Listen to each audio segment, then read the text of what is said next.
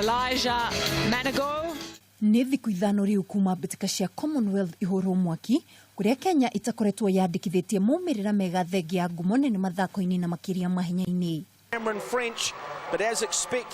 Gũkĩrĩ ũguo gatagatĩ ka macindano marĩa mathakirwo ũmũthĩ nĩ ihenya rĩa mita 400 kũrũga mĩgĩko mwena wa arũme. Ikereka rĩa semi-final kũrĩa Akenya arĩa nĩ ariũ a nyina Aaron Koech oro ũndũ ũmwe na Nicholas Bet megatĩire mweke wa kũingĩra ikereka rĩa final. Missing out on that second spot, 49.24. It'll be very tight to see whether the Australian makes it through as one of the two fast. Ihenya-inĩ rĩa mita 400 mwena wa Nyarari, mũteng'eri Max Miller Imali egatĩra mweke wa kũingĩra ikereka rĩa final akĩandĩkithia mũigana wa sekondi 51.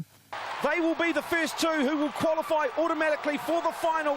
Good battle for third place. It will go to the Australian Morgan. Ihenya-inĩ rĩa mita 200 mũteng'eri Mark Otieno egatĩra mweke wa kũingĩra ikereka rĩa semi-final akĩandĩkithia mũigana wa sekondi 21. Now Zarnell Hughes with a lovely run round.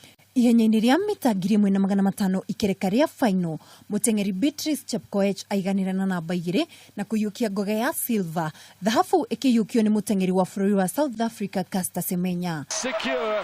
Semenya takes her first major title over 1500 meters.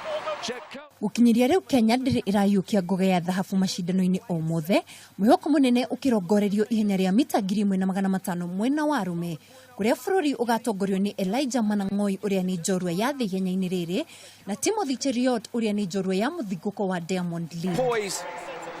Jahil Hyde in cruise control. Ngĩribotera Kameme TV haro-inĩ, rĩtwa rĩakwa nĩ Mwĩhaki wa Ndogo.